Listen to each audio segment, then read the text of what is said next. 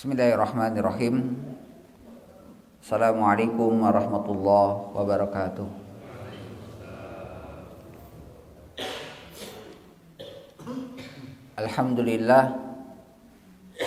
Alhamdulillahilladzi arsala rasulahu bil huda wa dinil haqq liyudhhirahu 'ala dini kullihi wa kafa billahi syahida. Wa asyhadu an la ilaha illallah wahdahu la syarikalah wa asyhadu anna Muhammadan abduhu wa rasuluhu alladzi la nabiyya ba'dah. Ya ayyuhalladzina amanu taqullaha haqqa tuqatih wa la tamutunna illa wa antum muslimun.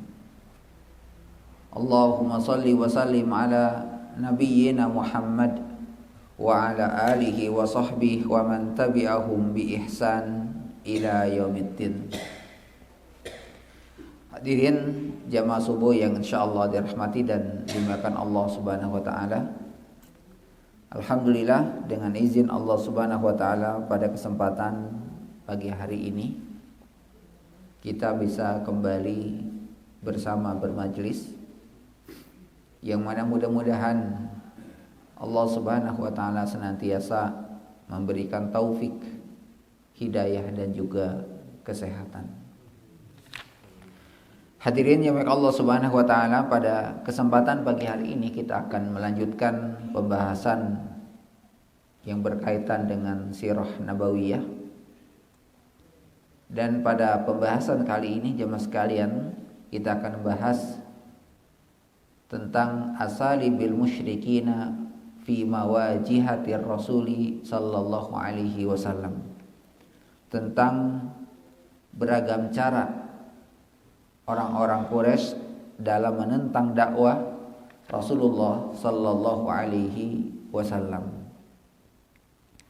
Hadirin yang Allah Subhanahu wa taala, kenapa mereka mencari cara, bahkan segala cara mereka lakukan untuk menghalangi, menentang dakwah Rasulullah sallallahu alaihi wasallam. Dan itu terjadi setelah mereka tidak berhasil datang kepada Abu Thalib, di mana mereka meminta kepada Abu Thalib untuk menghentikan dakwah Rasulullah sallallahu alaihi wasallam.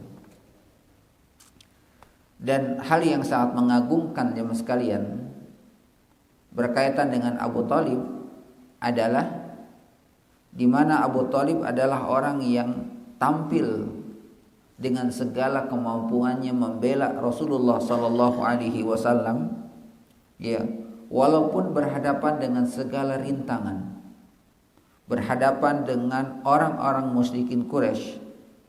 Ya. Kenapa? Disebabkan karena Abu Thalib mengetahui bahwa apa yang dibawa oleh Rasulullah sallallahu alaihi wasallam adalah kebenaran. Namun ya, Abu Thalib ya tidak sedikit pun dalam dirinya ada keinginan untuk mengikuti ajaran Rasulullah sallallahu alaihi wasallam. Dan ini sebuah sunatullah jemaah sekalian. Ada orang-orang yang membela kebenaran. Ya. Ada orang-orang yang membela kebenaran walaupun mereka tidak sekeyakinan. Tapi karena kebenaran apa yang dibawa oleh orang tersebut, sehingga dia pantas untuk dibela walaupun dia sendiri tidak mengikuti ajaran yang dibawa oleh orang yang menyampaikan kebenaran tersebut. Bahkan jemaah sekalian, ya, disebutkan oleh Al-Imam Ibnu Katsir, yaqulu Ibnu Katsir rahimahullah. Al-Imam Ibnu Katsir rahimahullah menyebutkan tentang kisah Abu Thalib. Ya, wa khalifu fi dzalika ammuhu Abu Thalib ibni Abdul Muthalib. Ya, Ibnu Katsir mengatakan bahwa paman beliau yaitu Abu Thalib bin Abdul Muthalib tidak mengikuti ajaran beliau, tidak mengikuti ajaran Rasulullah sallallahu alaihi wasallam. Ya. Kenapa? Ya, disebutkan oleh beliau, wa kana Rasulullah sallallahu alaihi wasallam ahabbu khalqillahi ilaihi taba'an. Ya. Abu Thalib membela Rasulullah sallallahu alaihi wasallam walaupun tidak mengikuti ajarannya, ya. Kenapa? Ya, para ulama sirah mengatakan wa kana Rasulullah, karena Rasulullah adalah ahabbu khalqillahi ilaihi tab'an, adalah orang yang sangat dicintai oleh Abu Thalib. Wa kana yakhnu alaihi wa yuhsin ilaihi wa yudafi'u anhu. Ya, makanya kemudian beliau berusaha dengan segala kemampuannya untuk menghalau, ya, untuk menjaga segala gangguan yang datang dari orang-orang Quraisy. Ya. Dan beliau adalah orang yang sangat baik, kata Abu Thalib, selalu berbuat baik kepada siapapun, menjaga, ya, berkaitan dengan marwah keluarga daripada Abdul Muttalib yang kemudian dilanjutkan oleh Abu Thalib. Maka dengan keyakinan itu Abu Thalib tetap membela, ya, Rasulullah sallallahu alaihi wasallam. Lama kana lahu inda musyriki Quraisy wajahadah wala kalimah wala kanu yuhabunahu.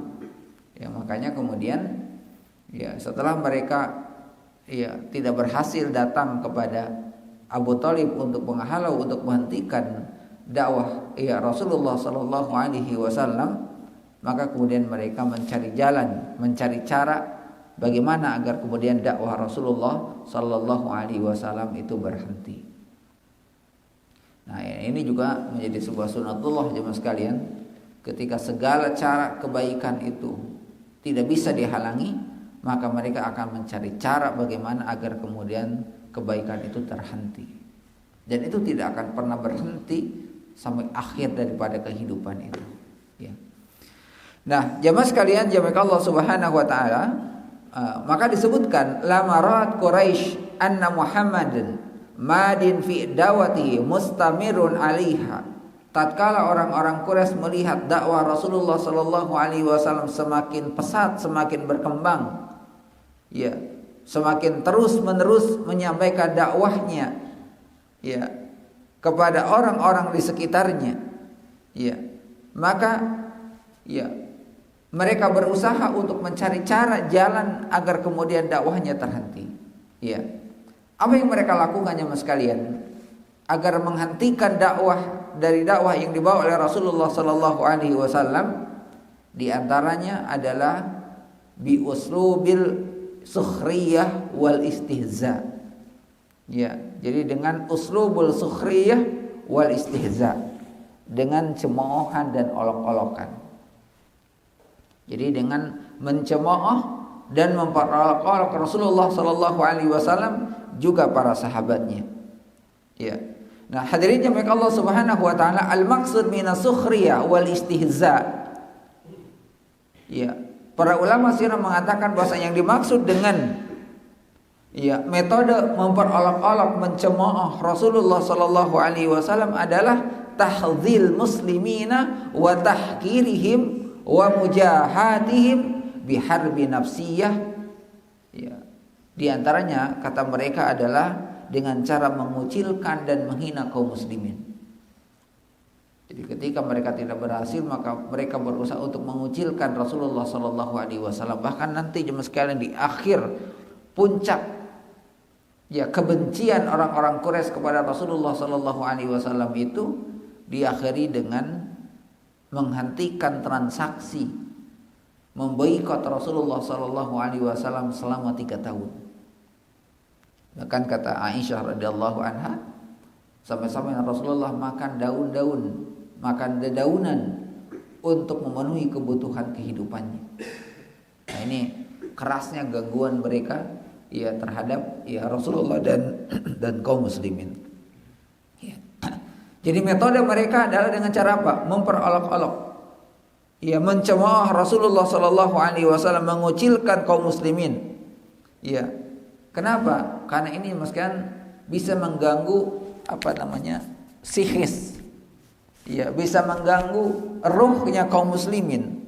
Ya. dengan tujuan jemaah sekalian, ya, mengganggu kaum muslimin dengan cara memperolok-olok, dengan cara mencemooh adalah untuk menjatuhkan mental kaum muslimin, untuk menjatuhkan mental Rasulullah Shallallahu Alaihi Wasallam dan kaum muslimin. Bahkan disebutkan oleh sahabat Urwah bin Abdullah bin Amr bin As radhiyallahu anhuma, ya, di mana beliau mengatakan, qultu lahu ma aktsaru ra'aitu quraisyan asabat Rasulullah sallallahu alaihi wasallam fima kanat, ya, tadhar min adawatihi, ya, di mana Urwah bin Abdullah bin Amr bin As radhiyallahu anhuma dia mengatakan, saya bertanya kepada Abdullah tentang apa yang paling sering disaksikan, tentang apa yang dilakukan orang-orang Quraisy, ya, di dalam mencemooh dan mengganggu Rasulullah Sallallahu Alaihi Wasallam. Jadi beliau bertanya, apa yang sering dilakukan orang-orang Quraisy dalam mencemooh, memperolok-olok Rasulullah Sallallahu Alaihi Wasallam. Qala, maka beliau mengatakan, hadarathum wa qajtama asyrabuhum yawman fil hajar. Ya. Maka kemudian beliau mengatakan, ya, suatu saat, ya, saya menyaksikan para pembesar Quraisy berkumpul di Hijr Ismail. Kemudian mereka menyebut nama Rasulullah Sallallahu Alaihi Wasallam. Ketika para pembesar Quraisy sedang berkumpul di Hijr Ismail, dan kemudian salah satu di antara mereka menyebut Rasulullah Sallallahu Alaihi Wasallam, ya, kemudian mereka mengatakan, ya, mereka mengatakan, ma ra'aina misla sabarna 'alaiha min hadar rajul. Ini kata mereka jemaah sekalian, ya. Mereka mengatakan bahwasanya kita belum pernah bersabar seperti kita bersabar dalam menghadapi dia. Ya, artinya mereka mengganggu Rasulullah saja butuh kesabaran. Ya. Kata mereka, ya, bahwasanya kita belum pernah bersabar seperti kita bersabar dalam menghadapi orang itu. Ya, walaupun dia menganggap pikiran kita bodoh, agama kita salah, Tuhan-Tuhan yang kita sembah adalah salah, dan kemudian menjadi pemecah kekompakan di antara kita, kata mereka, mencaci Tuhan-Tuhan kita, kata mereka ya mas sekalian,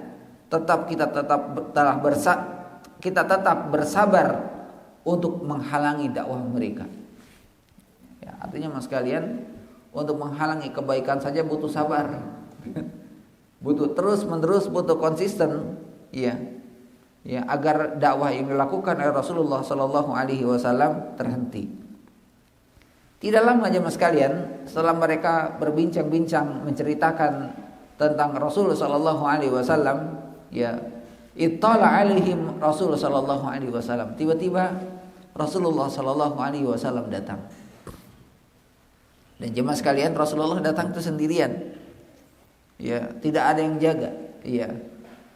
Tiba-tiba Rasulullah Sallallahu Alaihi Wasallam, ya, datang berjalan, ya, sampai kemudian berada di sudut Ka'bah, ya, di sudut Ka'bah yang ada Hajar Aswadnya, ya, di salah satu sudut Ka'bah yang ada Hajar Aswadnya, ya. Kemudian beliau mulai mengelilingi mereka.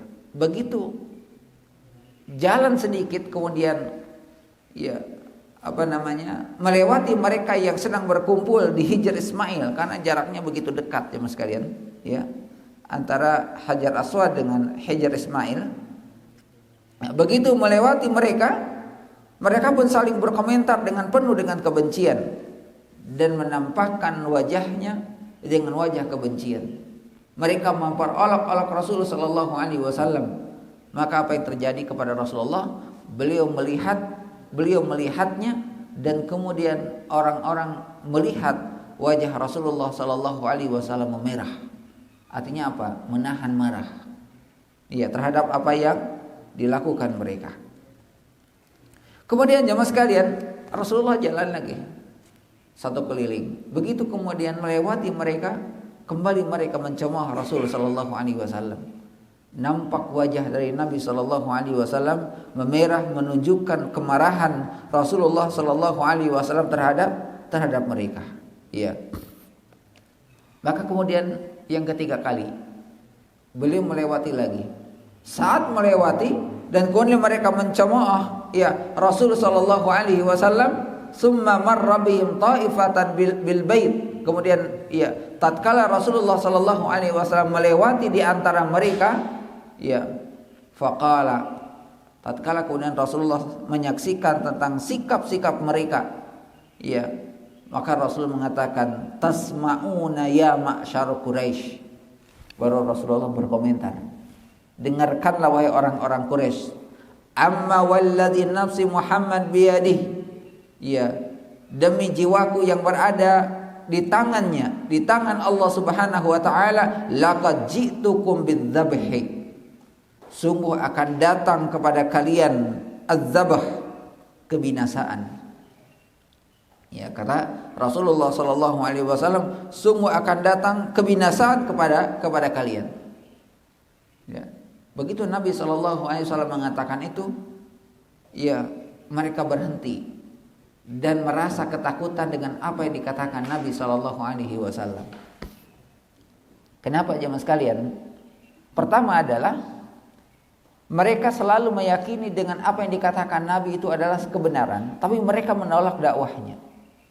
Dan setiap apa yang dikatakan Nabi mereka melihat selalu terjadi di hadapan mereka.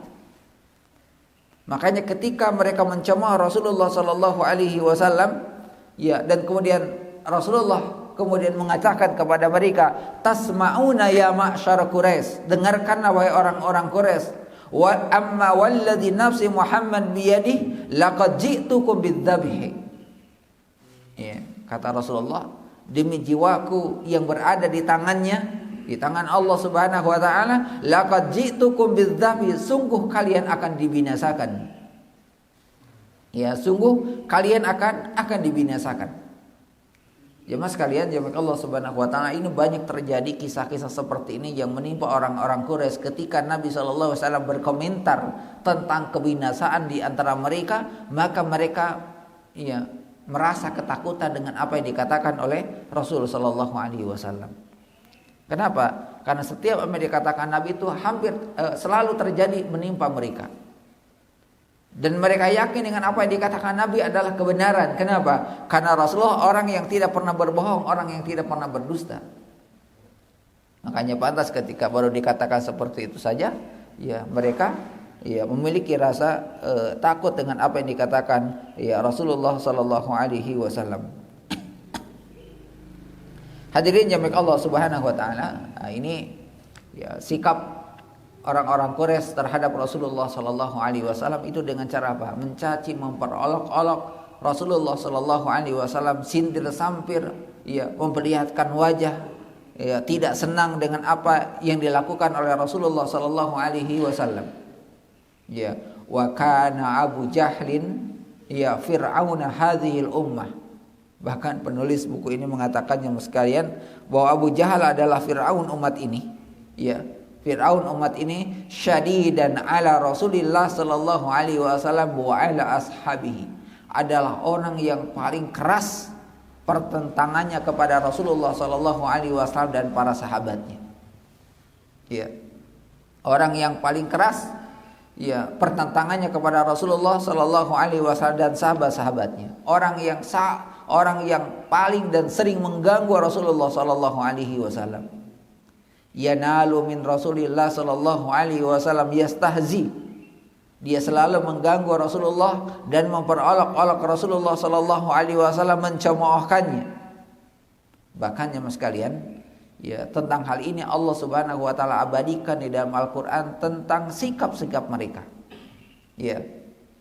Tatkala jemaah sekalian, ya, Allah Subhanahu wa taala menyebutkan ketika Rasulullah sallallahu alaihi wasallam menyebutkan tentang az-zakum untuk mengancam mereka, ya.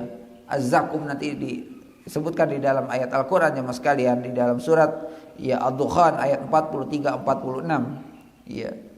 Ketika Rasulullah sallallahu alaihi wasallam menyebutkan az-zakum, ya, satu buah pohon yang ada di dalam neraka, maka Abu Lahab berkata sambil memperolok-olok apa yang dikatakan Nabi sallallahu alaihi wasallam, lama dzakarallahu azza wa jalla sajarat az-zakum takhwifan bihim lahum qala ya Ya, tatkala Rasulullah menyebutkan tentang sebuah buah zakum yang ada di neraka, kemudian mereka malah memperolok-olok apa yang dikatakan Nabi sallallahu alaihi wasallam. Ya, tadruna ma sajarataz zakum alladhi yukhawwifukum biha Muhammad. Ya, apakah kalian tahu tentang buah zakum yang ditakut-takutkan kepada kita oleh Muhammad kepada kita? Qalu, mereka mengatakan, la, kami tidak tahu. Qala, kemudian Abu Jahal mengatakan, ya, ajwah yathrab bizain wallahi la inastamkana minha ya la tanazzaf qamna tazkiman. Ya, kemudian ya beliau mengatakan, Abu Jahal mengatakan jemaah sekalian, ya, bahwa dia adalah sejenis kurma ajwah. Ya, kurma ajwar yang berada di kota Madinah, yang berada di tempat Az-Zaban. Demi Allah, jika aku menemukannya, maka pasti kita akan makan zakum itu dengan selahap-lahapnya. Ya. Jadi ini ketika Rasulullah mengancam dengan sebuah buah yang ada di api neraka, Abu Lahab mengatakan, ya, apakah kalian tahu tentang zakum itu? Mereka mengatakan tidak. Bahwa zakum itu sebuah kurma seperti ajwah, kurma ajwah yang ada di Madinah, yang suatu saat ketika kita mendapatkannya, ya, kita akan makan sebanyak-banyaknya, kata Abu Jahal. Kemudian apa kata Allah Subhanahu wa taala? Allah menurunkan Al-Qur'an tentang hal itu, inna syajarataz zakum ta'amul azim kal muhli yagli fil butun kaghalyil hamim. Ya. Allah mengatakan inna syajarataz zakum, sesungguhnya pohon zakum itu makanan yang inna syajarataz zakum, sesungguhnya pohon zakum itu ta'amul azim, makanan orang-orang yang berdosa. Kal muhli yagli fil butun, ya, kal muhli yagli fil butun, yang ketika mereka memakannya menyebabkan perut mereka mendidih. Kaghalyil hamim, seperti mendidihnya air yang baru dipanaskan. Ini berkaitan dengan zakumnya mas sekalian. Dan bagaimana ketika mereka berbicara tentang akhirat, mereka memperolok-olok tentang apa yang disampaikan oleh Rasulullah SAW. Bahkan mereka, kalau ada nanti kita akan makan sebanyak-banyaknya. Maka Allah turunkan ayat Al-Quran, inna syajarataz zakum, sesungguhnya pohon zakum itu ta'amul azim, makanan orang-orang yang berdusta. Kal muhli yagli fil butun, ketika dia memakannya, memasukkan ke dalam perutnya, maka perutnya itu akan mendidih. Kaghalyil hamim, seperti mendidihnya air yang panas dan dipanaskan. Jadi jemaah sekalian, makanya kalau kita baca tentang 10 dosa besar, ada yang sebut dengan 10 dosa besar kata para ulama. Salah satu 10 dosa besar itu adalah memperolok-olok Rasul sallallahu alaihi wasallam. Setelah syirik, kemudian durhaka kepada orang tua, kemudian berzina, maka salah satunya adalah al-istihza bi Rasulillah sallallahu alaihi wasallam, memperolok-olok Rasul sallallahu alaihi wasallam atau memperolok-olok sunnah Nabi sallallahu alaihi wasallam. Nauzubillah sekalian, banyak orang yang tidak tahu tentang sunnah Nabi. Ya, akhirnya mereka memperolok-olok apa yang dilakukan Nabi sallallahu alaihi wasallam, apa yang dilakukan oleh umat ini. Ya. Bahkan jemaah sekalian, ya Allah Subhanahu wa taala, bukan hanya Abu Jahal, ya, wajat Ummu Jamil zaujati Abi Lahabin. Bahkan suatu hari datang Ummu Jamil yang merupakan istri daripada Abu Lahab.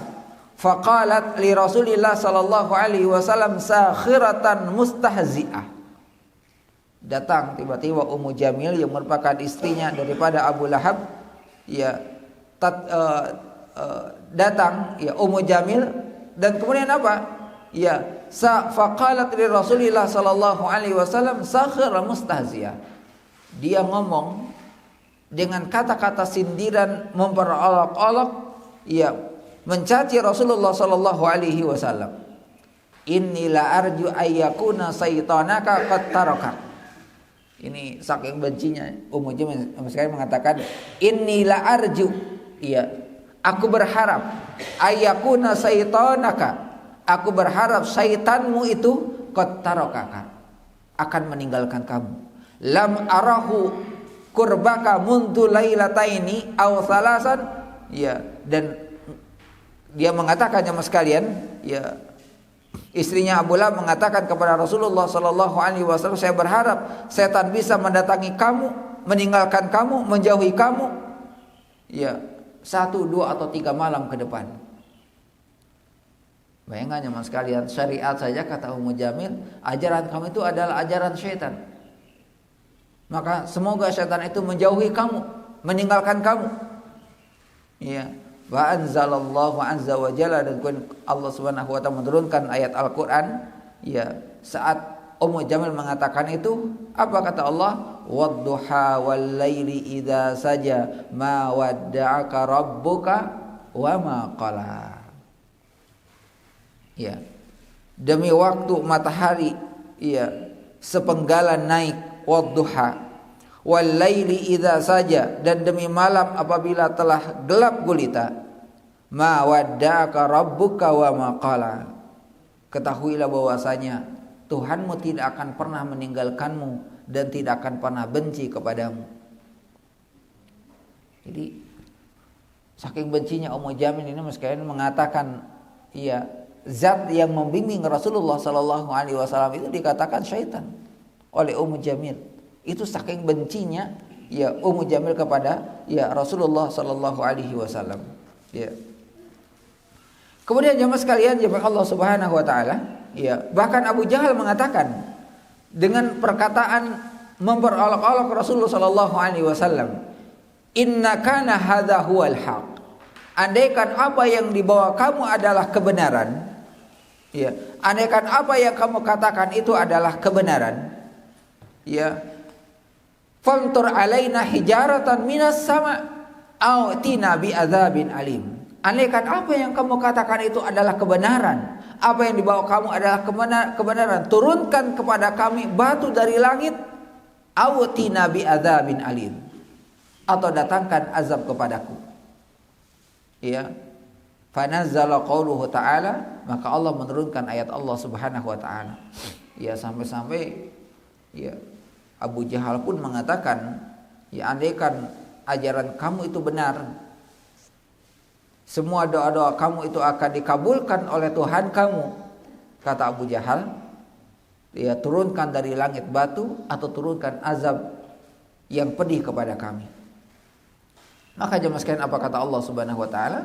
Maka turun surat Al-Anfal ayat 32 sampai 33, wa id qalu Allahumma in kana hadza huwal haq min indika fa amtir alaina hijaratan minas sama aw itina bi adzabin alim.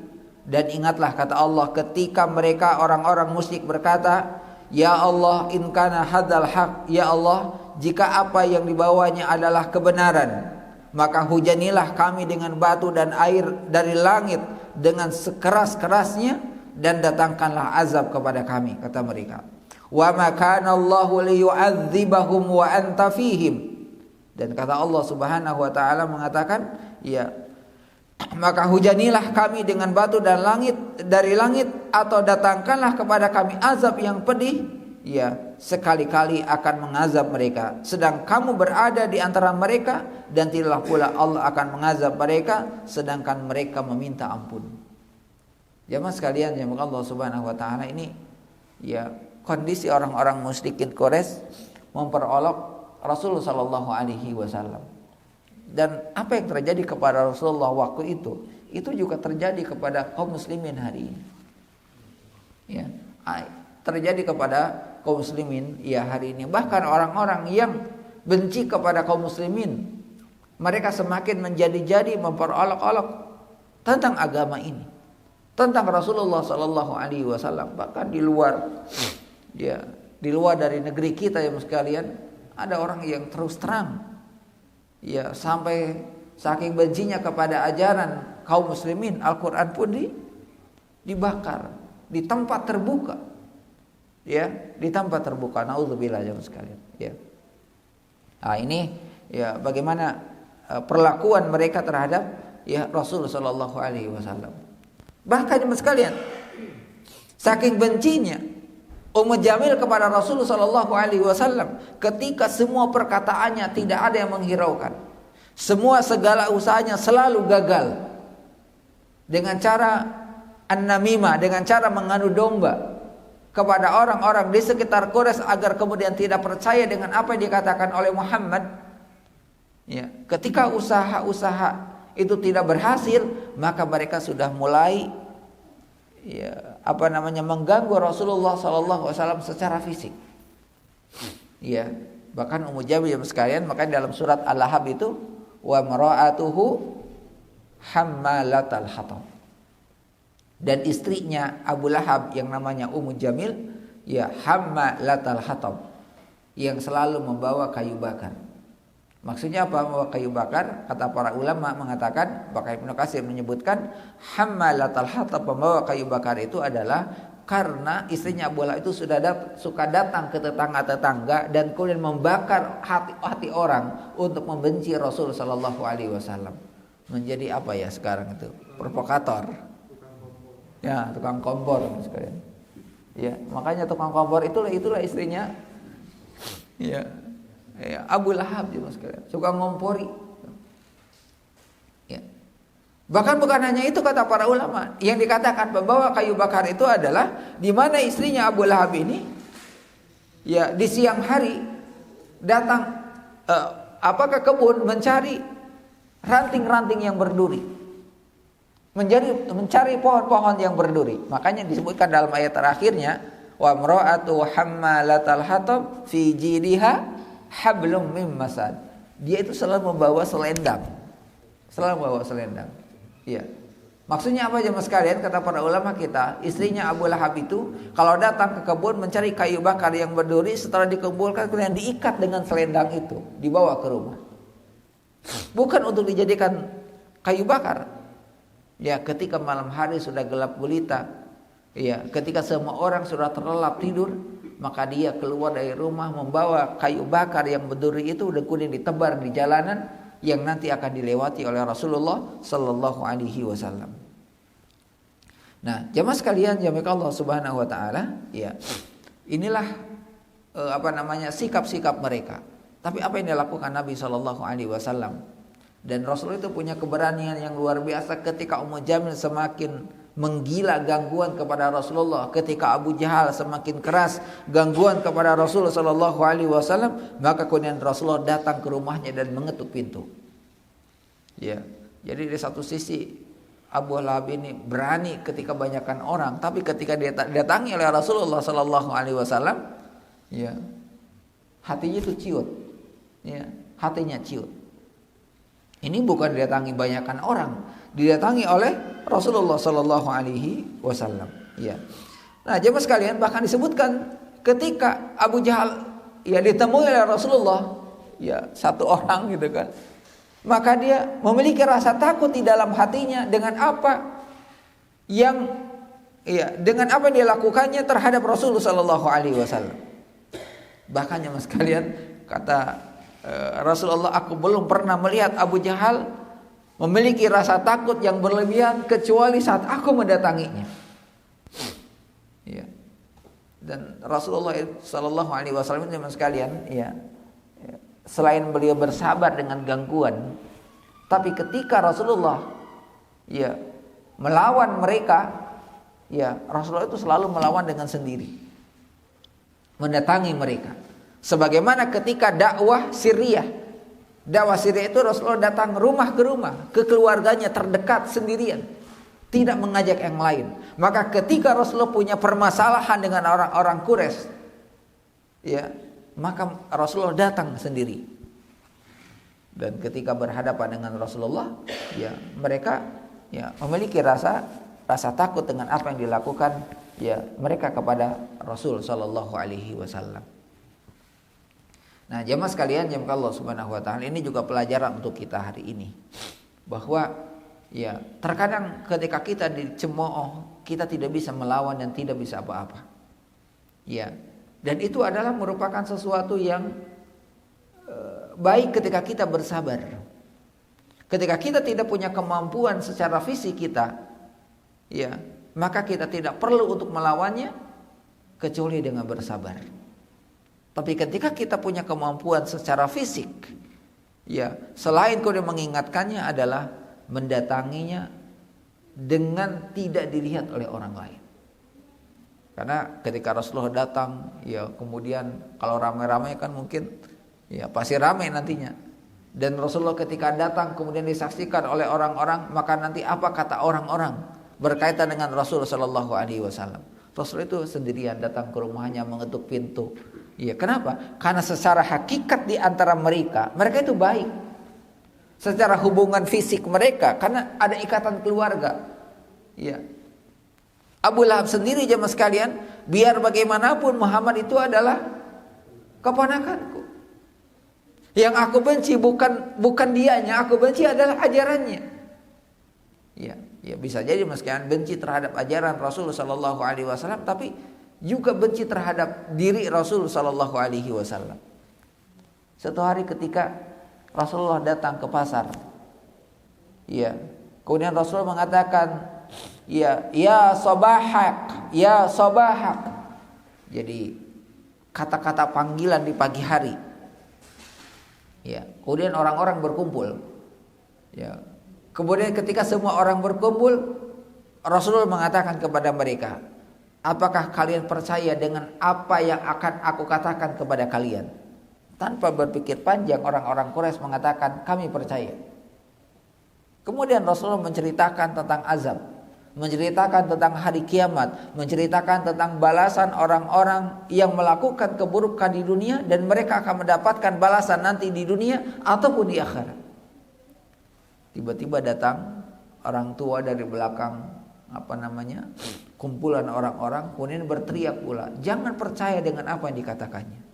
Orang-orang melihatnya, siapa yang datang? Abu Lahab. Dan mereka tahu dia adalah uaknya, pamannya, orang tuanya. Akhirnya mereka terdiam. Nah, ini jadi jemaah sekalian, jadi kadang Abu Lahab, Abu Jahal itu berani kalau banyakan itu kan. Kalau banyakan, tapi ketika sendirian dia ciut terhadap Rasul Sallallahu Alaihi Wasallam. Maka di sini ada satu pelajaran jemaah sekalian. Kondisi hari ini memang kita harus kondisi para sahabat dahulu jemaah sekalian, selain mereka punya kemampuan secara ilmu, secara agama, secara din, sisi lain mereka punya kemampuan secara fisik. Ya. Dan jemaah sekalian, jemaah Allah Subhanahu wa taala, kalau kita lihat Palestina hari ini jemaah sekalian, Masya Allah luar biasa, dibombardir dan sebagainya. Bahkan ada yang mengatakan Palestina itu tidak akan pernah hilang, tidak akan pernah hancur lebur sebagaimana hancur leburnya Irak. Walaupun kotanya kecil, hanya di persisian pantai, kan sekarang cuma di sisi pantai aja. Jadi kalau berpikir kalau mereka diserang, harusnya orang-orang Palestina itu tidak ada jalan lain kalau tidak melawan, nyebur ke laut gitu kan. Tapi orang-orang Israel itu penuh perhitungan untuk menyerang saudara-saudara kita di Palestina. Jadi mereka menampakkan kebencian kepada kaum muslimin, bahkan mereka benci kepada kaum muslimin itu karena apa? Banyakan. Tapi ketika didatangi, mereka ketakutan. Makanya kita dapat berita-berita informasi ini mas sekalian, walaupun informasi ini tidak seimbang, nggak tahu mana yang benar itu kan. Ketika mereka didatangi, ketika mereka diserang, mereka lari terbirit-birit. Dan mas sekalian, sejarah membuktikan bahwa perang darat yang dilakukan Nabi Shallallahu Alaihi Wasallam itu selalu berhasil. Kenapa? Yang membedakan kaum muslimin dengan mereka adalah karena kaum muslimin berani mati untuk mendapatkan syahid di jalan Allah Subhanahu wa taala. Sekarang kan perang itu jarak jauh, sana sini kan. Tiba-tiba bom aja meledak gitu kan. Tapi kalau berhadapan, yakin bahwasanya mereka itu akan takut. Kenapa? Karena mereka mau hidup, sementara orang-orang Palestina mau mati, mau syahid di jalan Allah Subhanahu wa taala. Nah, hadirin jemaah Allah Subhanahu wa taala, ini juga menjadi pelajaran kepada kita bahwa pentingnya kita juga menjaga fisik kita. Minimal kalau pasti kita mungkin sepedahan olahraga untuk menjaga fisik, mungkin jalan kaki, Ya, kalau berenang mahal, saya berenang itu. Ya, pasti mahal. Mahalnya ya pasti ketika masuk bayar. Kalau kita berenang datang siang hari, airnya sudah bekas banyak orang gitu kan. Jadi kalau kita mau berenang itu datangnya pagi-pagi supaya airnya masih bersih. Beda kalau misalkan kolam renangnya memang sisi pegunungan yang airnya mengalir terus menerus, bukan kemudian ya keluar masuk air yang sama itu. Nah, ini juga penting untuk menjaga kita hari ini jemaah sekalian ya, karena kita tidak tahu apa yang terjadi. Kita tidak tahu apa yang terjadi 3 bulan ke depan, 4 bulan ke depan, atau setelah pemilihan presiden, bahkan sebelum pemilihan presiden, kita tidak tahu apa yang akan terjadi. Segala kemungkinan terjadi itu akan ya terjadi ya. Maka siapa ya yang harus bertanggung jawab semua itu adalah kita. Mulai dari kita jemaah sekalian. Nah, jadi jemaah sekalian ya Allah, bahwa saat kita menyampaikan kebaikan, saat kita menyampaikan kebenaran, kadang ada orang yang mungkin mereka tidak mencemooh, tidak mencaci, tapi nyinyir. Dia ajalah itu kan. Kan keluar kata-kata seperti itu. Cuma dia aja yang begitu kan. Dan itu dikatakan sama orang lain. Akhirnya apa? Ketika dia mengatakan ketidaksenangan kepada orang lain, disampaikan kepada orang lain, 2 kemungkinan. Orang itu akan mengikuti apa yang dikatakannya. Ya. Yang kedua, orang itu akan menolak dengan apa yang dikatakannya. Ya, makanya ya perlu bersabar jemaah sekalian di dalam ya menyampaikan ya kebenaran itu. Termasuk adalah mengingatkan kita, mengingatkan jamaah. Perlu bersabar jemaah sekalian. Ya. Rasulullah SAW membangun masjid, mengumpulkan kaum muslimin di masjid, itu membutuhkan waktu yang sangat-sangat lama. Ya, makanya di zaman Rasulullah sekalian, kalau kita lihat di zaman Rasulullah itu sholat di masjid tanpa masjid yang alasnya itu pasir. Tidak ada yang bawa sajadah itu kan. Sudah pasir, tidak ada yang bawa sajadah. Kita mau alhamdulillah sudah di keramik, sudah di karpet, bahkan pakai kayu, masih bawa sajadah masing-masing gitu kan. Luar biasa itu kan. Ya, soalnya itu termasuk berlebihan ya. Di zaman Rasulullah tidak ada orang datang ke masjid kemudian mereka bawa sajadah masing-masing, tidak ada. Ya, mereka sama duduk dengan sahabat yang lain. Ketika mereka sujud, semua jidatnya kena pasir-pasir, maka di antara mereka habis sholat kemudian banyak yang mengusap. Ya. Rasulullah mengumpulkan para sahabat di masjid itu butuh perjuangan yang lama. Sampai akhirnya hari ini keberhasilan Rasulullah, Mekah dan Madinah menjadi pusat peradaban Islam. Bagaimana mereka melaksanakan salat lima waktu, bahkan 24 jam Mekah Madinah itu tidak pernah sepi. Padahal kalau dilihat perjuangannya, bagaimana di Mekah merubah tatanan peradaban yang tadinya mereka penyembah berhala, berubah total menjadi orang-orang yang mengesahkan Allah Subhanahu wa taala. Ya, itu perjalanannya panjang, 23 tahun. Ya, 23 tahun. Ya, makanya ya, apa yang menimpa kaum muslim ini sangat luar biasa. Dan bahkan kalau kita bicara tentang qunut nazilah ya. Ya, Rasulullah pernah melakukan sampai 3 kali qunut nazilah itu. Pertama ketika seusai perang Uhud. Ya, kenapa? Karena banyak kaum muslimin yang syahid karena keteledoran kaum muslimin sebenarnya tidak taat kepada Rasulullah. Yang kedua ketika terjadi Bi'ru Ma'unah. Jadi kalau perang Uhud tahun ketiga Hijriah, Bi'ru Ma'unah tahun keempat Hijriah, itu ada suku-suku di luar di luar Madinah yang meminta bantuan kepada Rasulullah untuk menghalau suku-suku yang lain menyerang suku-suku mereka. Maka dikirimlah 70 penghafal Quran. Jadi pejuangnya itu penghafal Quran. Begitu sampai mereka dibantai. Ya, jadi mereka menipu Rasulullah SAW. Mereka dibantai. 70 orangnya, syahid semuanya. Dan Rasulullah kemudian melakukan qunut nazilah. Nah, satu lagi qunut nazilah yang dilakukan Nabi SAW itu saat tahun ke-8 Hijriah. saat puncak-puncaknya orang-orang Quraisy ya menampakkan kebencian peperangan yang nyata kepada Rasul sallallahu alaihi wasallam adalah dengan apa? Melanggar perjanjian antara musyrikin Quraisy dengan Rasul sallallahu alaihi wasallam di Madinah agar tidak saling mengganggu.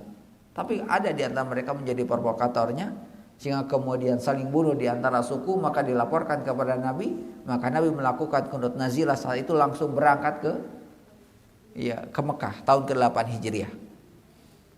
Nah, itu terjadi pembebasan kota Mekah. Jadi pembebasan kota Mekah itu dasarnya adalah karena apa? Terjadinya pelanggaran kontrak kerjasama untuk tidak saling mengganggu antara kaum muslimin dengan orang-orang Quraisy. Tapi jemaah sekalian, karena ketidaksenangan orang-orang Quraisy yang berlebihan kepada Rasulullah, maka mereka mencari celah cara apapun agar kemudian bisa mencelakai Rasulullah dan para sahabatnya. Dan itu menunjukkan apa? Perkembangan kaum muslimin yang sudah semakin pesat. Ya, fenomena hari ini mas sekalian dengan 3 kontestan calon dan calon presiden mas sekalian sudah semakin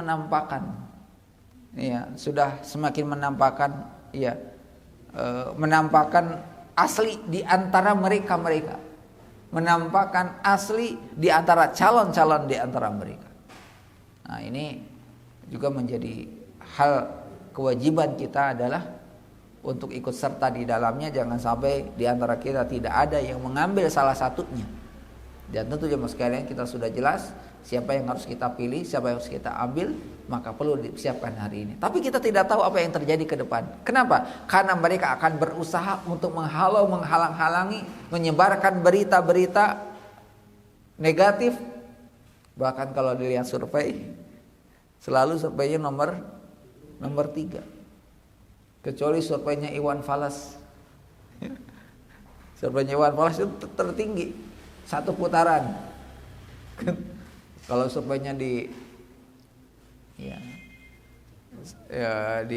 televisi ya mas sekalian, ya selalu naik, selalu di bawah, selalu di bawah, Dan itulah mereka berusaha untuk menjatuhkan orang-orang yang memang berusaha untuk memperbaiki negeri ini. Kenapa? Karena mereka akan merasa terhalangi dengan apa yang mereka inginkan, terutama adalah dengan masalah usaha-usaha mereka. Karena jemaah sekalian, Abu Lahab saja benci kepada Rasulullah sallallahu alaihi wasallam itu bukan hanya sekedar ajaran, tapi karena usaha-usahanya menjadi rusak. Yang tadinya menjadi penyumbang terbesar, penghasilan terbesar dari berhala tiba-tiba hancur lebur. Makanya mereka akan berusaha. Maka begitu pula hari ini meskipun ketika di antara mereka ada usaha-usaha yang tidak sehat, kemudian datang calon pemimpin yang sehat, mereka khawatir dengan usaha-usaha yang mereka lakukan, sehingga mereka akan berusaha untuk mencari jalan agar menghentikan apa yang akan mereka lakukan.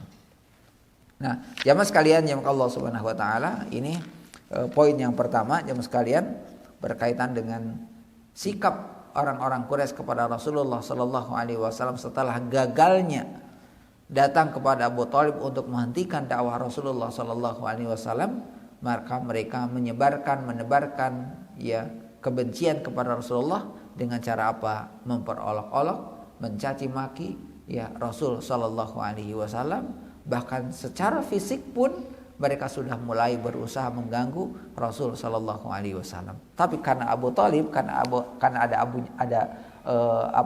Abu Thalib, mereka tidak berani secara terang-terangan secara fisik.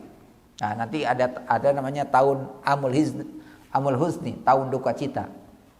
Setelah wafatnya Khadijah dan kemudian Abu Thalib, gangguan mereka betul-betul secara fisik kepada Rasul sallallahu alaihi wasallam. Saya kira ini mas sekalian di pertemuan pagi hari ini, mudah-mudahan ada manfaatnya. Silakan.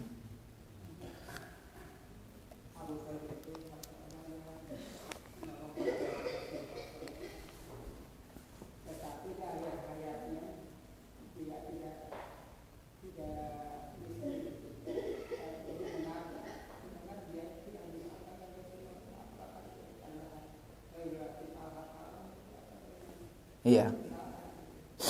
Jadi jamaah sekalian, hidayah itu adalah hak Allah. Kata para ulama, hidayah itu ada dua, ada hidayatul irsyad, ada hidayatul taufik. Hidayatul irsyad itu adalah seseorang mendapatkan pencerahan tentang kebaikan. Itu hidayatul irsyad. Ketika ada seseorang mendapatkan pencerahan tentang kebaikan dari seseorang, itu termasuk bagian daripada hidayah. Adapun ketika pencerahan itu sampai kepada dirinya, dia mau mengamalkan dan tidak, sangat bergantung kepada hidayatul taufik. Jadi ketika dia tahu tentang kebenaran, ya, maka proses selanjutnya adalah berkaitan dengan hidayatul taufik. Maksudnya adalah apa? Dia bisa melakukan dan tidak melakukannya adalah sangat bergantung dengan hidayahnya Allah Subhanahu wa taala. Dan tentu jemaah sekalian, ini juga merupakan bentuk skenario Allah Subhanahu wa taala bagaimana Abu Thalib pada akhirnya, ya, dia sendiri tidak masuk ke dalam ajaran yang dibawa oleh Rasulullah sallallahu alaihi wasallam, tapi ada hikmah dan pelajaran yang besar. Ya, adalah apa? Tersebarnya agama ini dengan mudah. Ya, salah satu di antara sebabnya adalah karena adanya Abu Thalib. Makanya nanti Abu Thalib itu akan mendapatkan siksa yang paling ringan. Paling ringan siksaannya. Bahkan kalau kita bicara tentang Suwaibah itu hamba sahaya yang dimerdekakan oleh Abu Lahab. Dan Suwaibah itu adalah orang yang menyusui Rasulullah Shallallahu Alaihi Wasallam setelah disusui oleh Halimatus Sa'diyah. Jadi Halimatus Sa'diyah menyusui sekitar 3 atau 7 hari, kemudian dilanjutkan oleh Suwaibah, kemudian dilanjutkan oleh Halimatus Sa'diyah. Ya, makanya mas kalian, ya, dalam beberapa riwayat juga mas kalian, bahwasanya, ya, Abu Lahab sendiri mendapatkan mendapatkan keringanan siksa disebabkan karena tadi budaknya yang dimerdekakan itu menyusui Rasul Sallallahu Alaihi Wasallam, tetapi tidak seringan apa yang didapatkan oleh Abu Thalib. Ya. Jadi jemaah sekalian, selalu ada hikmah jemaah sekalian. Ya, kadang samalah dengan kita hari ini yang mendukung. Nah, tahu sudah ada nomornya belum ini teh? Ya, belum ada nomornya. Artinya nomor yang paling sedikit lah, gitu kan? Ya, jadi apakah ada yang mendukung di antara di luar dari, ya, kaum muslimin? Banyak. Ya, banyak. Dan ini menjadi tameng juga jemaah sekalian. Menjadi tameng, ya, untuk, ya, perkembangan ke depan berkaitan dengan, ya, lihat pemilih ke depan, ya, karena melihat orang-orang yang secara prinsip berbeda, tetapi, ya, kebaikannya bisa menyeluruh, kebaikannya menyeluruh. Maka begitu juga jemaah sekalian dengan Abu Thalib, walaupun dia tidak mengimani dengan apa yang dibawa Nabi Shallallahu Alaihi Wasallam, tetapi karena sifat-sifat baik Rasulullah itulah yang kemudian beliau membela dan mencintainya, karena sifat-sifat baiknya itu. Jadi orang yang sehat itu, ya, dia menerimanya, walaupun, ya, keyakinannya harus, ya, berbeda. Wallahu a'lam. Ya.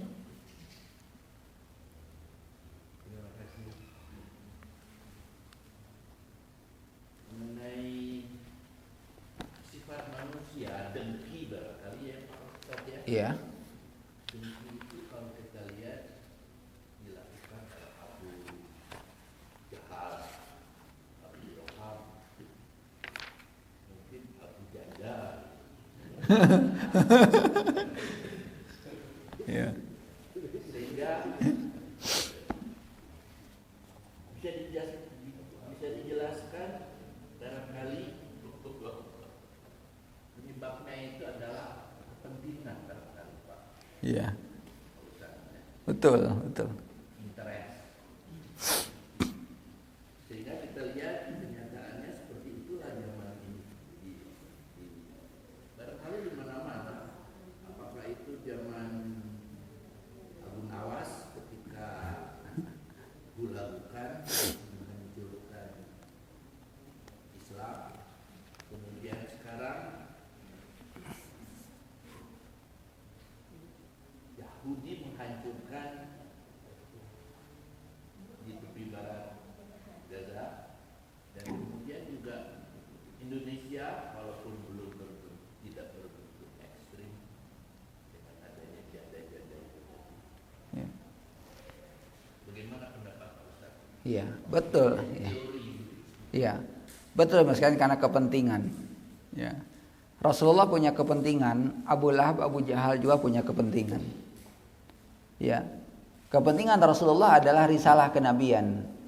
Ya, meluruskan tentang keyakinan, prinsip-prinsip kehidupan mereka agar lebih baik dari sisi adab, etika dan sebagainya. Nah, sementara Abu Lahab, Abu Jahal dan CS sama sekalian punya kepentingan. Salah satu di antara kepentingannya adalah ya untuk menjaga ya stabilitas perekonomian mereka. Ya, karena dia adalah pengusaha-pengusaha tadi. Ya, karena pengusaha-pengusaha ini ya khawatir ya usahanya jadi rusak dengan apa yang disampaikan oleh Rasul sallallahu alaihi wasallam, maka ini menjadi salah satu di antara sebab ya mereka menolak dakwah ya Rasul sallallahu alaihi wasallam. Jadi mereka sudah asik di dunianya, sudah nyaman. Tiba-tiba harus berubah. Ya. Maka begini juga ya meskipun memang arus perubahan itu memang itulah yang dibawa oleh Rasul sallallahu alaihi wasallam. Berubah kepada sesuatu yang lebih baik. Ya. Maka hari ini juga sama. Ya. Orang-orang yang ya dua-duanya punya kepentingan. Ya, orang yang berada di jalan yang lurus punya kepentingan untuk meluruskan orang-orang yang bermasalah. Ya, dan orang-orang yang bermasalah punya kepentingan agar kepentingannya tetap ya terjaga. Ya. Bisa jadi jam sekian tadi karena kepentingan gitu kan. Karena kepentingan kemudian terjadi konflik. Kan. Ya. Kalau kepentingan adalah untuk kebaikan, insya Allah itu akan membawa ketenangan. Tapi ketika kepentingan adalah urusan pribadi, hawa nafsu, maka ini akan melahirkan ketidaktenangan, kegelisahan, bahkan mengakibatkan ya kehancuran. Wajib bagi kita adalah untuk menyetopnya kondisi-kondisi yang ya seperti itu. Dan untuk hari ini bukan berita, sudah menjadi berita biasalah kita dengar hari-hari. Bahkan kalau kita lihat televisi hari ini sekalian, semua beritanya dia bikin apa ya? Kalau mau nonton TV supaya tidak stres, ya nonton ini saja apa? MNC TV, Ipin Upin kalau pagi. Itu ya, atau kayaknya Antv itu jarang ya. Ya, Antv itu jarang menyoroti tentang ya kasus-kasus seperti ini. Ya, TV One ini tidak jelas itu sekarang itu. TV One tuh aduh tidak jelas. Kompas TV sudah mulai ada pencerahan. Ya. Maka sekarang TV yang lagi naik ini Metro TV. Dulu mah Metro Tipu dulu kan yang Metro TV kan. Ya, artinya kita harus memilih-milih ya Mas sekalian untuk hari ini, dan jangan lupa ya doakanlah para pemimpin negeri kita, ya siapapun nanti yang menjadi calonnya agar membawa negeri kita kepada sesuatu yang lebih baik, ya menawarkan ya program-program yang bisa bermanfaat, bukan menawarkan bantuan yang akhirnya kemudian tidak jelas bantuannya itu kan. Ya, saya kira ini saja yang bisa ya. Mau dijelaskan tadi cerita tadi pada saat Rasul mengetuk rumah Abu Jahal mereka gemetar. Iya. Diceritakan enggak setelah masuk apa yang dilakukan Rasul untuk meyakinkan Abu Jahal sama istri? Iya. Jadi jemaah sekalian, Rasul itu kalau ketemu dengan orang-orang Quraisy selalu menyampaikan tentang tauhid. Qulu la ilaha illallah. Itu mereka tuh paham dengan la ilaha illallah. Nah, kalau kita pembahasan tentang la ilaha illallah itu memang perlu dijelaskan panjang lebar itu kan. Nah, Rasulullah ketika datang kepada Abu Jahal, kepada Abu Lahab selalu mengingatkan qulu la ilaha illallah. Luruskan akidah dan tauhid itu maknanya yang sangat luas bagi makna daripada la ilaha illallah. Makanya kalau kita bahas tentang la ilaha illallah itu ada syaratnya, ada rukunnya, ada pembatalnya itu dan sebagainya. Maka ketika datang kepada ya Abu Jahal, kepada Abu Lahab, kemudian Rasulullah menyampaikan tentang la ilaha illallah, Rasulullah tidak menyampaikan jangan ganggu saya, enggak. Ya, tidak pernah mengatakan itu. Rasulullah selalu menyampaikan dakwahnya. Ya, mungkin kalau kita, kenapa kamu selalu begitu sama saya? Memang apa salahnya itu kan? Enggak.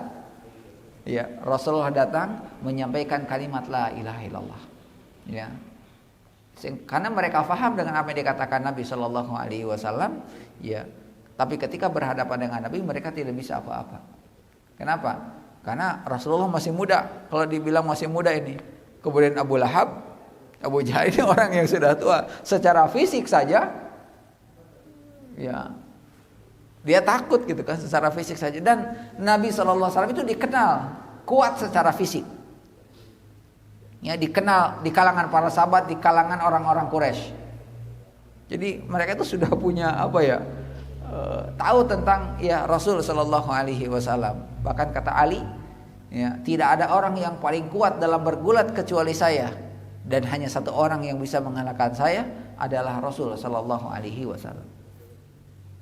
Jadi mungkin kalau Rasulullah datang kemudian menyampaikan jangan ganggu saya, kemudian sedikit disintrek aja itu kan, nah itu kan. Ya. Tapi Rasul mengatakan la ilaha illallah. Samalah dengan sekarang partai-partai yang baik itu sama sekalian datangi ke partai-partai yang bermasalah, ayo gabung sini, ayo gabung sini. Itu kan. Itu kan sudah mulai begitu. Kan. Walaupun partainya ke sana minimal lah ya orang-orang yang ada di sana tidak memilih itu kan, harusnya memilih ini. Kalau yang didatangi itu Abu Jahal, jadi yang didatangi rumahnya itu Abu Jahal. Kalau yang di pasar itu Abu Lahab. Kan. Itulah keberanian Rasulullah. Jadi Rasulullah itu dakwah itu masya Allah berani. Ya, jangankan berhadapan berdua di pasar saja. Ini kan orang lagi ramai-ramainya di pasar. Dan kemudian Rasul mengatakan qulu la ilaha illallah, katakan la ilaha illallah, kumpul di sini, gitu kan. Kemudian orang-orang berkumpul dan kemudian Rasulullah menyampaikannya, ya. Dan Abu Lahab sendiri hanya bisa mengeluarkan kata-katanya saja. Kenapa? Karena ketika Rasulullah mengatakan apakah kalian akan percaya dengan apa yang dikatakan saya, mereka mengatakan langsung percaya. Jadi ketika Abu Lahab mengatakan itu, mereka hanya diam saja. Ya, tidak mereka mengatakan mereka mengatakan ya kami percaya kepada Anda, tidak. Nah, ini sifat baiknya Rasulullah Sallallahu Alaihi Wasallam dalam awal dakwah itu karena sifat jujur tadi yang membuat semua orang ya memaksa diri harus percaya dengan apa yang dikatakan Nabi tanpa harus berpikir ya saya percaya gitu kan. Wallahu a'lam. Cukup. Baik jemaah sekalian, saya kira ini saja yang bisa kita sampaikan. Sekarang isyarat itu jam berapa ya? Isyarat itu masuknya jam berapa ya? Jam 5 berapa?